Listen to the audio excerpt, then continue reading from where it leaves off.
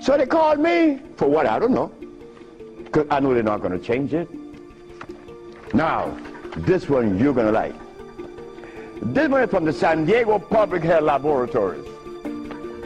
It says here that this man has a HIV-1 RNA 26,205. The boy was supposed to be dead at 25, right? Just go to the other page. 6 months later, he's less than 400. He was killed at 15. So anybody want to read it? Because I could be lying, because that's the way we think. But here it is. No, that's possible. I could be lying. Here, young lady. So, curing AIDS, brother and sister, look, that's the easiest thing for niggas to do. We could do more than that. Curing AIDS, to them is big thing. To us, it's nothing. You understand? But now, here is where this little culprit comes in. Where did I put it? The blood, no, no good. Here it is.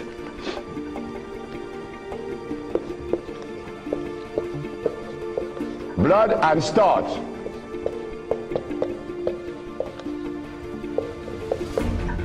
Blood and starch. Blood and starch is going to prevent you from doing what the ants does for each other.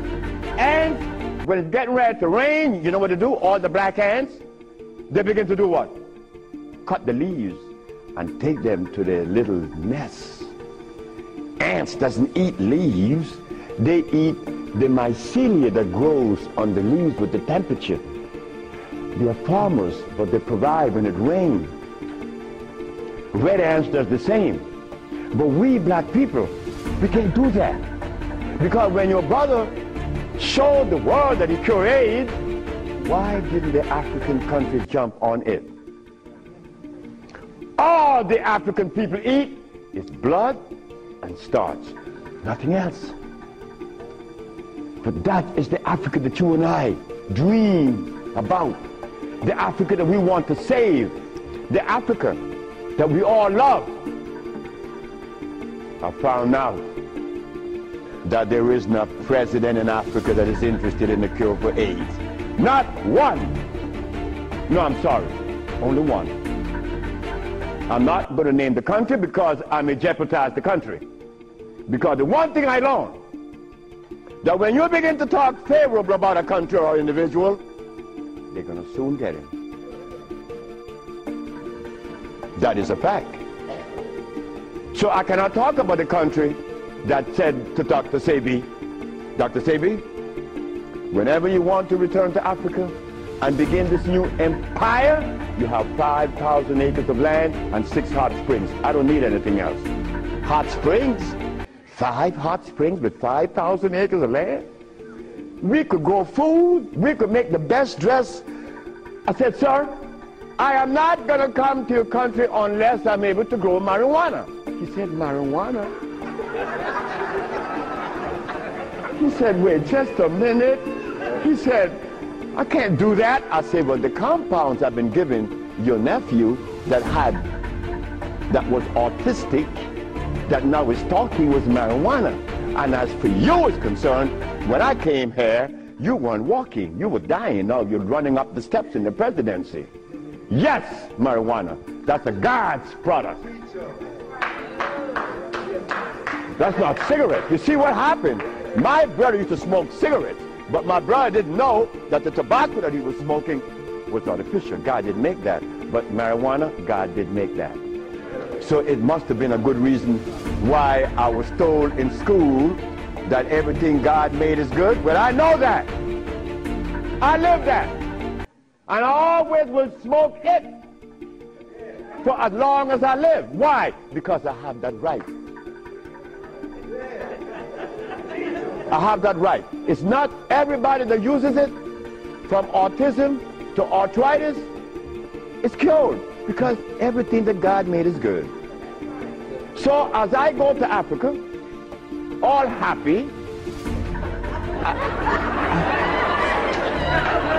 I came back with my tail between my legs, because it ain't happening. It ain't gonna happen. They're not interested in that. But the one thing I noticed today and yesterday, and you may have heard it, President Clinton and Sanjay Gupta, they found the end of AIDS. How could they find the end of AIDS when they have not found the end of diabetes, the end for sickle cell, the end for any disease? But they're going to tell us that they're going to bypass these lesser diseases and jump on the major one, and they got the cure for it.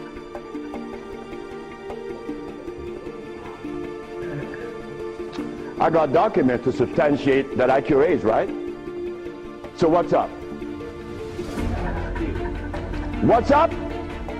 Well, I'm going to show you what's up. When I was in Zimbabwe,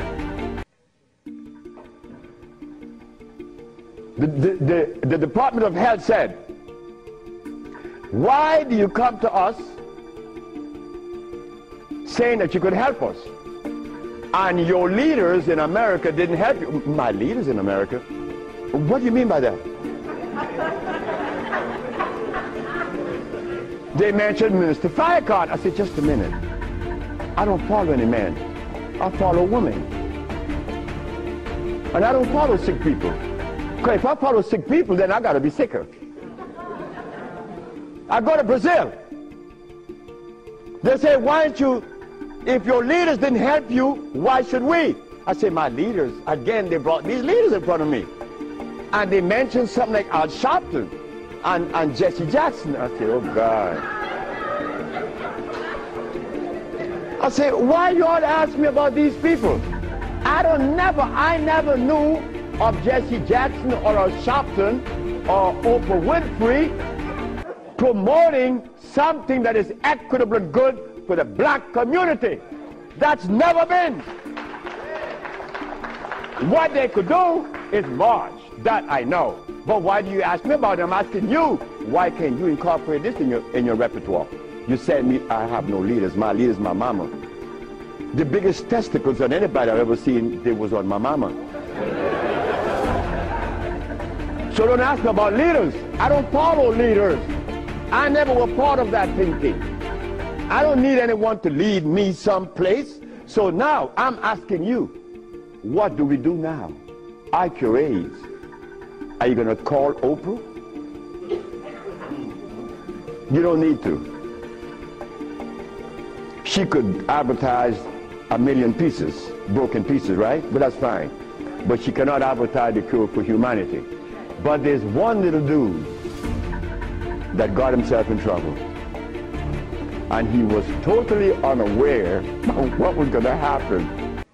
This little dude, I'm home with my wife, enjoying myself, a Sunday afternoon, looking at TV, somebody threw a rock on my window. It's Randy Jackson. What did you want? My brother want to see you. Your brother? Michael? Okay. I went. Well, he's sick as hell. Well, I treated him, and he got cured. He saw it, and he was encouraged to take me to the Rayburn building on Capitol Hill. Oh my God. This is going to really confound you.